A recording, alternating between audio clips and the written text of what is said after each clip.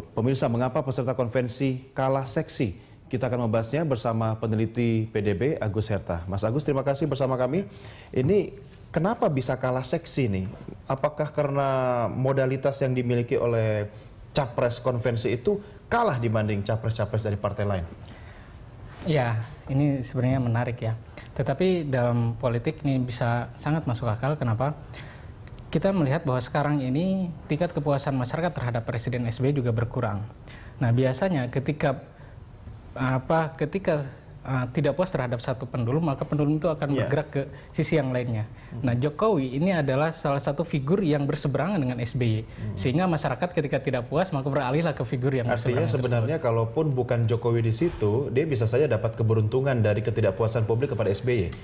Betul, tetapi masyarakat juga ini figur Jokowi pas dengan harapan dan ekspektasi masyarakat. Jokowi memainkan peran-peran antitesanya SBY ya. Apakah tokoh-tokoh seperti Marzuki Ali dan Dahlan Iskan yang kalau kita tarik kepada konvensi merupakan orang yang bisa bercermin dari Jokowi?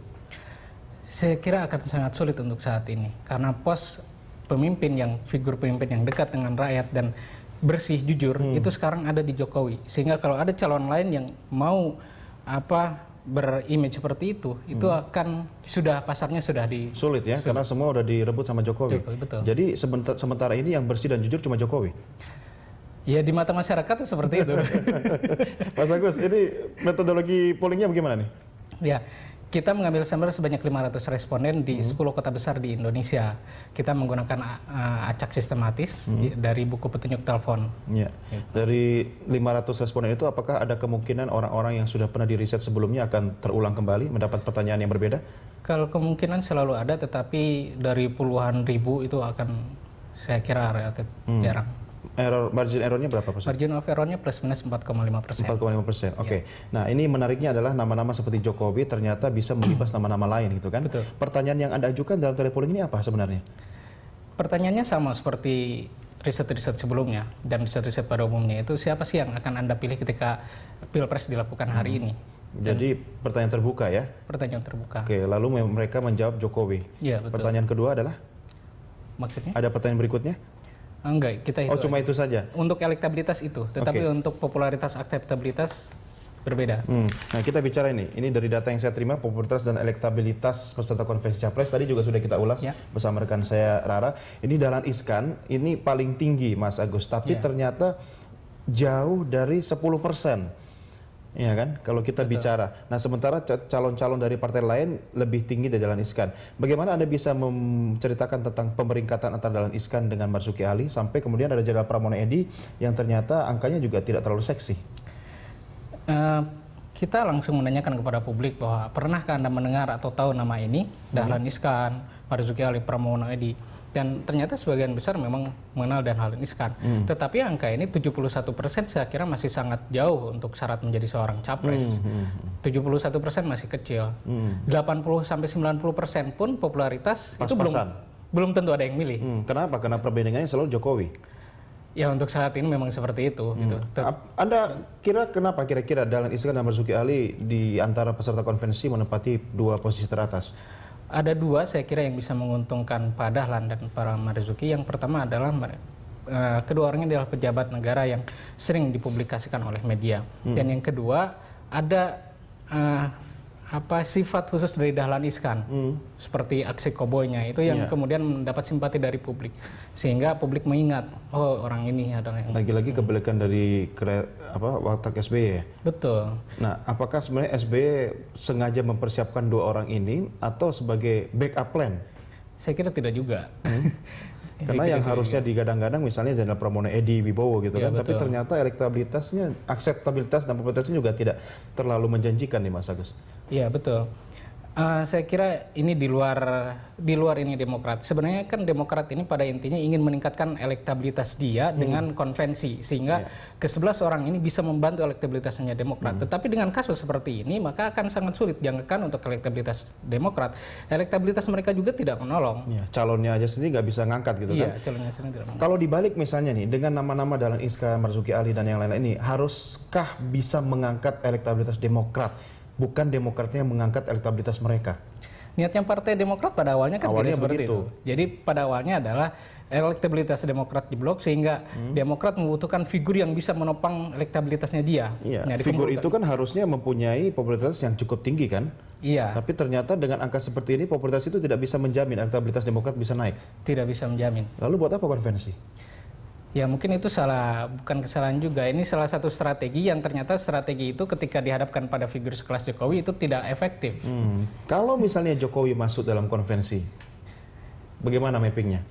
Saya kira kalau Jokowi di partai manapun itu akan sangat bagus. Jadi Jokowi sekarang pemilihnya bukan hanya dari PDIP, bahkan sebagian besar pemilih Jokowi adalah non PDIP, gitu. Sehingga kalau misalkan PDIP menghilangkan momentum ini dengan tidak mencalonkan Jokowi jadi capres, maka bisa saja diambil oleh partai yang lain dan partai yang lain yang mendapatkan berkah. Iya ya, jadi ibaratnya Jokowi mau taruh di mana aja dia bisa ngangkat gitu. Betul. Ya. Mas Agus, ini kalau kita lihat dari wilayah ya, ada peserta konvensi yang sangat populer di Jawa dan di luar Jawa. Nah, kedua tokoh Dahlan Iskan dan Marzuki Ali ini di mana posisinya nih? Hampir semua tokoh dari segi popularitas itu masih Jawa. Yang dominan. Ini memperlihatkan bahwa ternyata peran masyarakat Jawa masih dominan dalam Pilpres kali apalagi ini. mayoritas penduduk ada di Jawa ya. Betul. Artinya pegang Jawa menangkan pemilu gitu ya. Betul, seperti itu. Mas Agus, kita break dulu, kita lanjutkan di segmen berikutnya. Pemirsa, kami segera kembali sesaat lagi. Tuh, di mana nama Dahlan Iskan ternyata cukup menggelitik. Apakah ini sebuah kekhawatiran bagi Demokrat atau sebagai keberuntungan menurut Anda, Mas? Saya kira ada dua sisi ya, kekhawatiran dan juga keberuntungan. Yang lebih khawatir siapa, SBY atau? Di satu sisi memang Pak Dahlan ini sosok yang populer, tetapi beliau adalah tipikal orang yang sulit untuk, dalam tanda kutip, sulit untuk dijinakan. Nah, beliau bisa berjalan sendiri tanpa ada yang bisa ini, termasuk Partai Demokrat dan Pak SBY. Artinya tidak akan menguntungkan Demokrat dong. Betul. Ya, Marzuki Ali sendiri bagaimana? Marzuki Ali saya kira dari segi popularitas dan akseptabilitas, apalagi elektabilitas itu agak susah saya kira. Mau bagaimanapun ini produk mati. Tapi dia bisa diharapkan oleh Partai Demokrat? Betul, bisa. Tetapi akan sulit menang jika mengajukan Marzuki Ali. Kenapa itu? Dari segi akseptabilitas saja sudah jauh. Dengan waktu hanya tinggal beberapa bulan, meningkatkan akseptabilitas dari 20 menjadi misalkan 80% itu hal yang sangat sulit, Pak. Iya, tapi kan nggak ada yang pasti dalam politik Indonesia, Mas. Tidak juga. Kalau tidak ada kejadian-kejadian yang fundamental yang besar, itu pasti opini masyarakat akan berjalan menurut trennya. Bagaimana bisa dipertahankan posisi seperti ini dari pihak Jokowi, kemudian memaintain posisi seperti ini sehingga nanti pada saatnya memang masyarakat harus memilih, dia tetap di atas? Jokowi saya kira tidak usah terlalu banyak membuat kampanye-kampanye untuk dirinya sendiri, karena saat ini media juga telah membesarkan dia. Dia fokus saja pada kerja di Jakarta sesuai dengan harapan masyarakat, itu sudah menaikkan. Sebenarnya kerjanya dia yang benar adalah kampanyenya dia yang positif ya. Betul. Nah, kalau Mas Agus, Anda membandingkan dengan popularitas capres-capres lain dari konvensi dan dari partai lain bagaimana? Saya melihat ini sangat timpang sekali. Dia dari segi popularitasnya, semua peserta konvensi Capres Demokrat itu berada di urutan bawah, jadi penghuni papan bawah. Penghuni papan atas itu non konvensi, sehingga sangat berat untuk Demokrat. Yang paling dekat dengan Capres konvensi partai apa? Kan ini papan bawah Demokrat dengan konvensinya, yang lain semua di atas gitu kan? Nah, yang paling terdekat agak ke bawah sebelum Capres konvensi Demokrat. Ini kalau dari segi popularitas saya kira sangat jauh, karena masyarakat tidak hanya melihat partai, melihat sosok figur ya. Iya betul. Jadi tidak ada hubungannya dengan partai. Gitu. Emangnya figur-figur yang ikut konvensi ini tidak bisa dijual sekarang ini? Saat ini masyarakat sudah sangat ini kepada Jokowi. Jadi apapun yang dilakukan, apakah riset Anda nanti kalau dilakukan kemudian 2 bulan ke depan atau bulan April dan seterusnya itu masihkah Jokowi akan menempati posisi teratas? Kita tidak bisa memastikan, tetapi jika tidak ada situasi politik, fenomena politik yang bisa misalkan Jokowi terbukti ditangkap tangan KPK atau seperti itu trennya akan seperti ini. Jokowi akan semakin tinggi, yang lain semakin rendah gitu. Ini kita bisa melihat bagaimana tren Prabowo, tren Megawati, banyak dari hasil survei kita memperlihatkan bahwa Prabowo sama Megawati trennya terus menurun, Jokowi semakin ke atas gitu. Sehingga marginnya semakin melebar. Ya, dari data Anda yang saya terima, popularitas hanya Dahlan Iskan dan Marzuki yang bisa bersaing, tapi itu pun jauh di bawah Joko Widodo. Betul. Joko Widodo paling atas. Yang menarik ini, Mas Agus, adalah nama Yusuf Kalla. Betul. Ya, ini yang sebenarnya diam-diam saja tapi juga menarik. Dia apakah akan maju sebagai capres? Kalau kita lihat popularitasnya di masyarakat, cukup nggak modalnya untuk maju capres? Atau sebenarnya dia sangat kompatibel untuk menjadi cawapres pada presiden siapa saja? Kalau untuk capres saya kira hal yang sangat sulit dan tidak mungkin dari segi elegibilitas itu tidak memenuhi jika tidak punya perahu politik untuk menyokong dia menjadi capres. Kalau cawapres? Kalau cawapres itu yang realistis saya kira. Jadi siapapun capresnya, cawapresnya JK paling memungkinkan ya? Memungkinkan untuk jadi cawapres JK paling memungkinkan. Dia harus realistis, untuk jadi capres itu tidak mungkin. Ya, tapi dengan modal popularitas yang tidak terlalu jauh dengan Jokowi, itu apakah belum cukup untuk seorang JK? Karena bukan hanya segi popularitas, 93% juga itu kan belum tentu ada yang milih.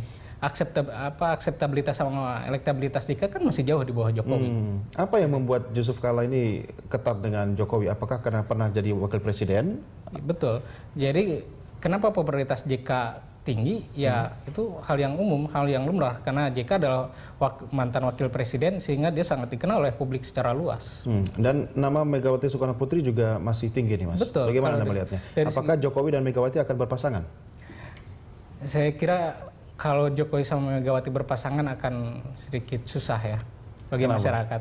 Karena masyarakat juga antipati terhadap Mega juga saya kira sangat besar juga. Sehingga malah kalau dipasangkan menjadi kontraproduktif bagi Jokowi dan PDIP. Oke. Mas Agus, prediksi Anda bagaimana? Apakah setelah dilakukan penelitian bulan depan posisinya akan seperti apa? Kalau pemilu sekarang Jokowi menang gitu kan? Lalu bagaimana dengan nasib peserta konvensi ini? Peserta konvensi ini sederhananya seperti ini.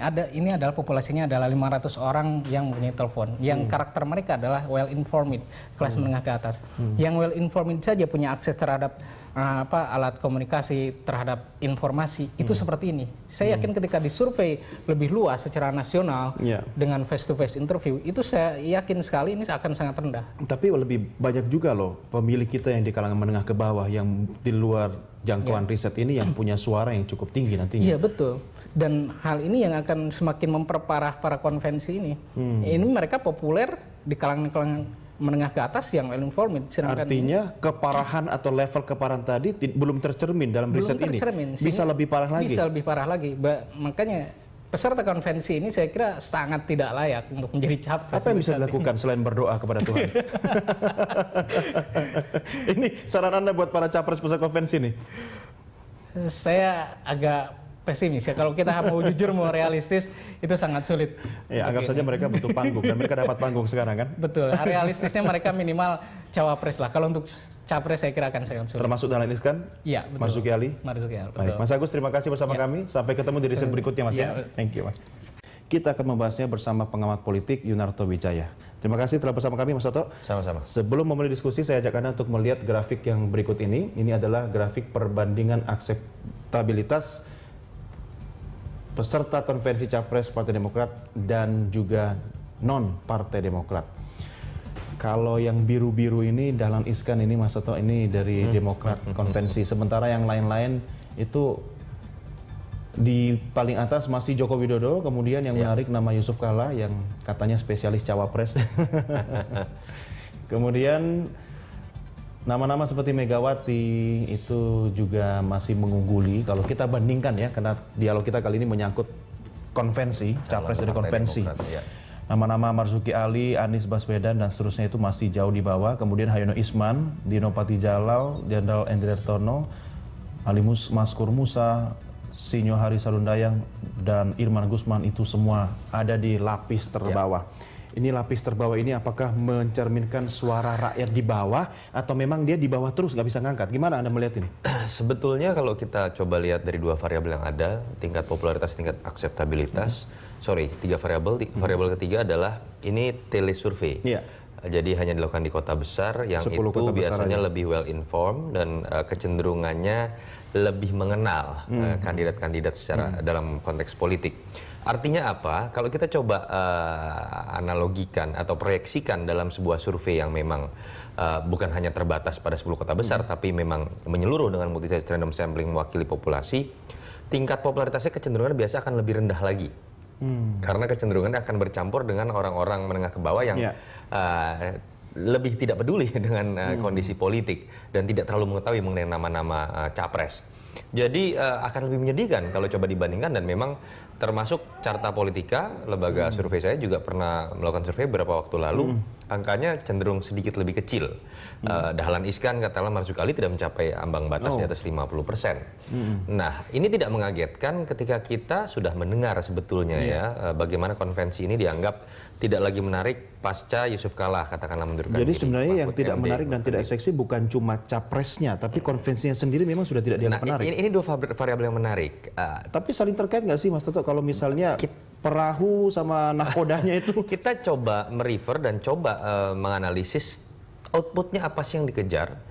Menurut saya bukan hanya sekedar pilpres, tetapi yang coba dikejar sebetulnya kan ada sasaran antara, yaitu pileg. Mengapa kita bisa katakan seperti itu? Jelas sekali dalam rentetan tahapan yang coba dibuat, terutama tahapan kedua, yaitu bulan Januari sampai bulan Mei penentuan nama capres yang akan terpilih, itu kan masa-masa menjelang kampanye. Dan disitulah kemudian muncul tahapan yang berupa debat, datang ke konstituen, DPD. Jadi terlihat sekali tujuan utamanya, tujuan pertama itu adalah mengejar sebuah angka elektabilitas di level pileg. Kenapa? Karena mereka saat ini kita tahu semenjak bulan Mei 2011 itu cenderung negatif, tren elektabilitas terus turun buat Partai Demokrat, sehingga mereka mencari momentum baru dibandingkan pemberitaan yang terus-menerus negatif. Kita tahu besok misalnya ada pemanggilan lagi Ande Malarangeng, ada rumor mengatakan akan ditangkap. Ini kan tidak berhenti, harus ada momentum yang mengimbangi.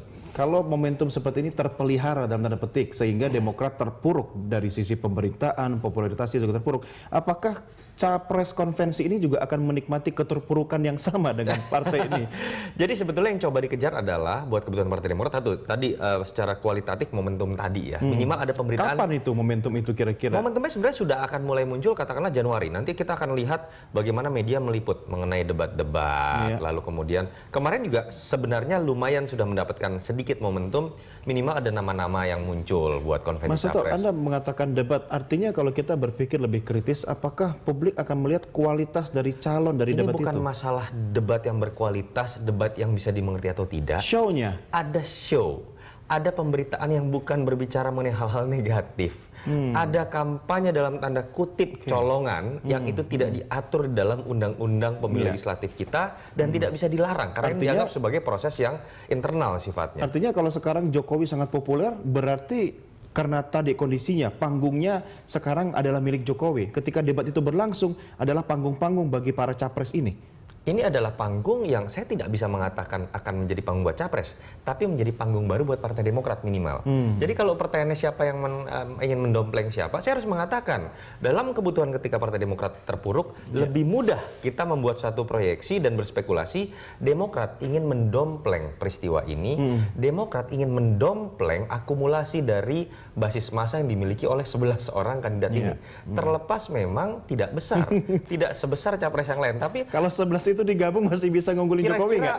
Kira-kira seperti itu. Ini saya sedang berbicara sasaran antara. Mas, daripada ngambil 11 kenapa nggak negosiasi aja sama Bu Mega gitu kan, koalisi gitu. Kalau pertanyaan minjem Jokowi gitu. Ya, makanya saya tidak muluk-muluk melihat, saya tidak melihat Demokrat ini muluk-muluk ingin mengejar capres. Mereka saya pikir cukup sadar, mereka punya survei internal mengetahui 11 nama ini berat untuk mengungguli tidak Jokowi saja, melawan Prabowo, Abu Rizal Bakri atau Ibu Mega atau Yusuf Kala misalnya. Tetapi sasaran antara ini minimal bisa terwujud. Ada momentum yang mendongkrak, tidak kemudian dengan target menjadi nomor 1, tidak kemudian target memenangkan pertarungan, karena ketika mereka sudah bisa mendongkrak elektabilitas di pileg, bargaining position untuk pilpres itu juga ada. Tinggal kemudian kita melihat apakah targetnya tetap ingin menjadi RI 1 atau kemudian dalam kondisi yang seperti ini mereka hanya ingin menaikkan bargaining position untuk menjadi RI 2. Bahkan ada yang mulai menyindir ini jangan-jangan konvensi cawapres begitu kan. Ini yang saya pikir harus dilihat secara realistis dalam konteks politik, bukan melulu berbicara oh tidak mungkin menang lalu buat apa dibuat. Tapi Mas Toto, kalau kita melihat dari perspektif SBY dengan Demokratnya yang tidak bisa dipisahkan. Sekarang panggung kita isinya kasus-kasus yang menghantam Demokrat. Apakah seorang SBY tidak akan berpikir pasca 2014 bagaimana menyelamatkan pro-Demokrat ini? Tentunya dengan mempersiapkan kader yang setidaknya bisa mengamankan 2014 dong. Itu sebenarnya sudah menjawab ya dalam arti. Tapi dengan 11 orang ini apakah saya bisa, kalau saya jadi SBY, saya jadi ragu-ragu ini. Apakah kemudian SBY memiliki pilihan lain? Apakah kemudian SBY bisa memilih layaknya ketika dia berkuasa pada saat 2004-2009? Kita tahu ada, bukan hanya terjadi pada SBY. Berkuasa tidak bisa mengkader. Bukan hanya terjadi pada SBY. tahun-tahun terakhir menjelang incumbent sudah dipastikan tidak bisa berkuasa kembali, itu biasanya terjadi proses demoralisasi, delegitimasi secara natural. Itulah politik begitu ya. Bukan hanya dalam konteks masyarakat ketika kita tahu approval rating terhadap SBY turun. Bahkan di internal Partai Demokrat ketika konflik terjadi terus-menerus, masalah terjadi terus-menerus, ini kan bentuk turunan dari sebuah delegitimasi. Jadi memang SBY sepertinya mencoba bergerak sebagai manusia politik dengan keterbatasan yang ada. Konvensinya sendiri sebuah ide besar menurut saya. Biar bagaimanapun ini sebuah ide yang ada di negara maju dan coba dimainkan oleh Partai Demokrat. Lompatan besar ketika selama ini kita kritik partai ini partai SBY dan fans club saja begitu kan. Yang kedua, kalau berbicara nama ya itu tadi, ini keterbatasan yang ada. Mungkin yang dikejar bukan secara kuantitatif bagaimana nama-nama ini bisa mengejar angka yang cukup besar untuk Pilpres, tapi secara kualitatif momentumnya ada. Minimal pemberitaan berita satu juga mulai memberitakan terus dan tidak hanya berbicara mengenai turunan masalah Nazarudin. Ini hal-hal yang menurut saya cukup disadari. Sehingga kalau kita coba menilai dan berspekulasi targetnya apa sih, saya yakin Demokrat cukup dan SBY cukup mengetahui tidak mungkin mereka bisa mengejar target seperti apa yang mereka capai 2009. Setidaknya dengan konvensi bisa meminimalisir sedikit perhatian publik terhadap kasus-kasus yang menghantam Demokrat. Seburuk apapun isu di konvensi, tetapi tidak seburuk apa yang kita lihat pada setahun terakhir dengan kasus Nazarudin. Oke, Mas Toto, kita break dulu. Kita lanjutkan di segmen berikutnya. Tetap bersama kami. Kita lanjutkan diskusi kita dengan Mas Toto. Mas Toto, apakah nama Dahlan Iskan adalah nama yang sebenarnya bisa menjadi tumpuan harapan atau sandaran Partai Demokrat ketika sebenarnya sejak awal Dahlan tidak diperhitungkan untuk masuk dalam orang yang bisa dipegang? Ya, orang masih berdebat apakah ini sebuah agenda setting yang akan ditentukan oleh keputusan SBY sendiri juga, karena memang dalam ADART itu celah itu masih ada begitu ya. Atau yang kedua betul-betul melewati sebuah proses yang demokratis melalui bacaan lembaga survei. Nah, kalau menurut saya pribadi ketika coba telisik, andai kata pun memang SBY akan berperan besar, tapi sistemnya saya pikir akan membatasi. Jadi tidak dengan demikian mudah SBY dapat mengintervensi hasil-hasil lembaga survei yang terlanjur dipublikasikan akan jadi penentu.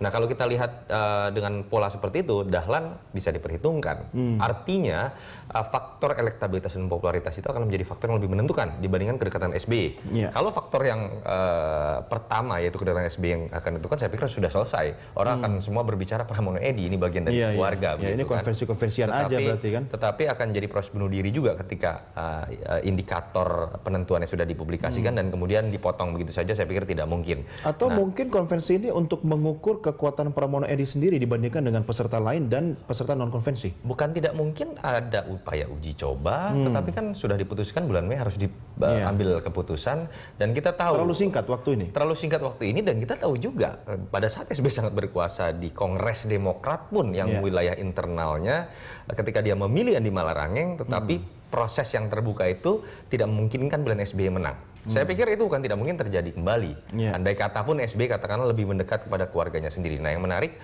Dahlan Iskan dalam konsep seperti ini memiliki peluang besar dan dia memiliki jaringan media kuat. Dan bukan tidak mungkin pada akhirnya Demokrat menyadari ada simbios mutualisme. Minimal kita tahu di jaringan-jaringan media yang dimiliki oleh Dahlan Iskan, pemberitaan sekarang cukup masif. Dan buat Partai Demokrat itu sesuatu yang bisa dikatakan menguntungkan, ya? Menguntungkan. Tapi masalahnya Dahlan Iskan bisa nggak disetir oleh Demokrat?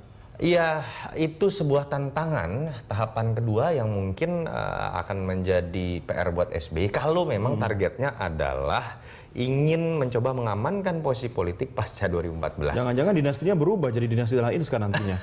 Ya, apapun itu, dan menurut saya dalam konteks pendidikan politik buat Partai Demokrat itu satu hal yang menarik malah ya, dan itu akan membongkar kritik-kritik yang selama ini mengatasnamakan Demokrat hanya fans club SBY. Emangnya Dahlan Iskan nggak punya ambisi, Mas?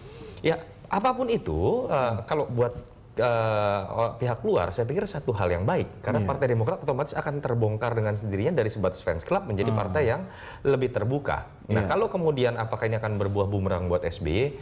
Ya, sebetulnya sejarah membuktikan memang presiden yang tidak sedikit ya presiden yang tidak berbuah manis pada akhir masa jabatan. Bahkan bisa dikatakan hampir semua presiden kecuali Ibu Mega begitu ya, itu tidak mendapatkan hal yang bersifat manis, pahit sekali, entah sidang istimewa dan segala macam. Tetapi ya SBY ini sering dikatakan akan menjadi presiden pertama yang memulai dan mengakhiri dengan cara yang elegan begitu kan. Kita tidak tahu apakah itu akan berlangsung atau tidak, tapi saya pikir sistem akan mengamankan. Kalaupun memang berakhir dengan elegan, bukan berarti berakhirnya Demokrat juga kan? Ya, Demokrat saya pikir seharusnya mulai menyadari ya ketika dia terlanjur menjadi partai atau mesin politik yang bergantung hanya pada satu orang, umurnya tidak akan panjang. Jadikanlah momentum 2014 ketika sosok idola ini tidak mungkin maju kembali, proses untuk bertransformasi menjadi partai yang lebih modern, sehingga kemudian ketika SBY pamornya turun karena tidak bisa menjabat kembali, partainya juga tidak hancur. Itu sebenarnya transformasi itu kelihatan di PDI Perjuangan sekarang ini ya? Walaupun memang simbol pemersatu masih di tangan Bu Mega. Secara internal belum terjadi karena internal. Masih hak veto itu dimiliki sebenarnya oleh Ibu Mega. Saya lebih melihat ini karena keterpaksaan secara elektoral, menyadari ketika ada sosok yang tiba-tiba karena peristiwa Gubernur DKI menjadi besar. Sehingga pilihan kepada Jokowi bukan karena pilihan ingin bertransformasi menjadi partai modern dan memilih orang lain, tapi momentumnya ya? Memilih Jokowi dengan memilih Ibu Mega, besar kemungkinan akan lebih bisa mendapatkan kemenangan ketika Jokowi yang maju. Mas Toto, lalu apa bedanya kalau sekarang PDI Perjuangan dengan Demokrat tanpa Jokowi?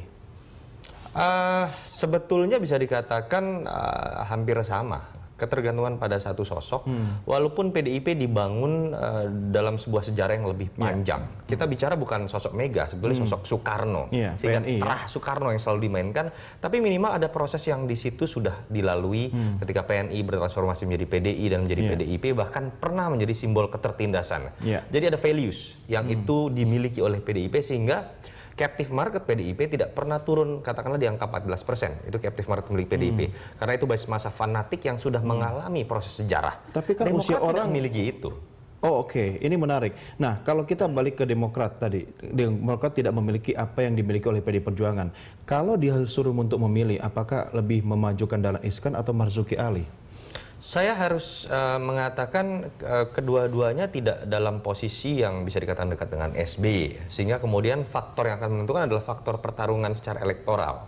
Ya kita harus mengatakan Dahlan Iskan dengan segala macam kelemahan yang masih dimiliki mungkin akan memiliki peluang lebih besar.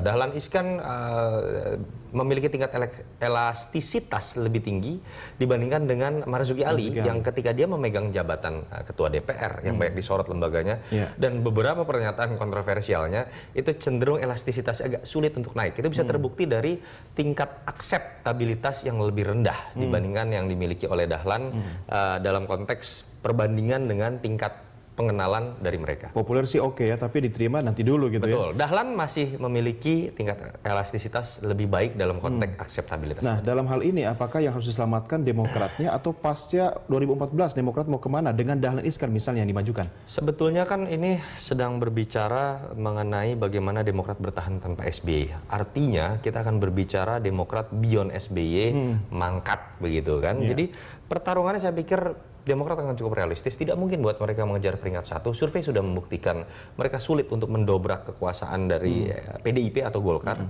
Termasuk di Pilpres, nama-nama ini tidak mungkin untuk kemudian bisa menjadi berkuasa secara statistik dalam survei begitu ya. Sehingga mungkin yang sedang dipikirkan adalah entah mereka menjadi bagian dari kekuasaan tapi mungkin akan menurunkan derajatnya menjadi RI2. Ataukah ketika mereka harus terpaksa keluar dari sistem tetapi partai kemudian beroposisi? Tidak tenggelam. Saya pikir ketika tidak ada bargaining position yang dimiliki oleh siapapun yang terpilih dalam konvensi ini, bunuh diri ya? Mau tidak mau, tidak ada pilihan lain. Karena Demokrat apa kira-kira sekarang, di dalam politik yang dibutuhkan oleh Demokrat ketika dia harus menjadi oposisi? Lo yang menarik, kalau untuk menjadi oposisi saya pikir itu bukan sebuah deal, itu adalah sebuah keterpaksaan ketika nanti nama yang dimunculkan tidak menarik untuk ditarik menjadi termasuk Jenderal Pramono Edi, kira-kira seperti apa nanti? Loh, Pramono Edi ini kan kalau kita lihat dalam survei sangat rendah sekali. Kalau pertanyaannya kemudian, oh bisa saja dia bargaining position yang kuat karena adalah keluarga SBY. Kita harus ingat kembali dalam politik, SBY sekarang sudah di penghujung akhir masa jabatan. Bukan berada pada masa peak ketika dia memiliki bargaining position kuat untuk menjadi kingmaker. Dia tidak lagi kingmaker, dia akan dibatasi oleh sebuah angka elektabilitas yang dimiliki oleh Partai Demokrat nanti, yang itu akan membatasi ruang gerak dia ketika bernegosiasi dengan partai lain. Terakhir Mas Toto, hasil konvensi seperti apa prediksi Anda? Saya melihat mungkin akan ada kejutan kalau diartikan kejutan ini adalah nama di luar keluarga SBY. Karena menurut saya pikir SBY malah maju lagi. Kan suka ada kejutan-kejutan juga. Dulu katanya nggak mau jadi ketua umum partai, jadi juga gitu kan. Konstitusinya tidak memungkinkan. Bukan karena tidak mau, saya tidak tahu gitu ya. Tapi yang jelas dalam tren survei sepertinya akan ada nama di luar Pramono Edi yang lebih memiliki peluang besar. Tapi lagi-lagi saya setuju dengan sebuah sindiran bahwa ini lebih cocok menjadi sebuah konvensi cawapres dibandingkan capres, sehingga nama yang akan kita lihat ini mungkin akan lebih cocok ditempatkan secara elektoral menjadi pendamping entah itu Abu Rizal Bakri, Jokowi ataupun Prabowo. Ini kita berpikir realistis ya, tapi peta bisa berubah nggak menjelang pemilu? Tidak ada yang tidak mungkin dalam politik. Jokowi naik dengan cara yang sangat cepat, Demokrat jatuh dengan cara yang sangat cepat. Bisa kebalikannya terjadi? Saya tidak ingin mengatakan berkebalikan, kita mungkin akan melihat pahlawan baru atau penjahat baru juga. Inilah politik Indonesia. Iya, sebab doanya Jokowi dengan PDIP pasti beda dengan doanya Demokrat ya, dengan SBY ya. Mas Toto, terima kasih bersama kami. Sampai ketemu lagi. Ya.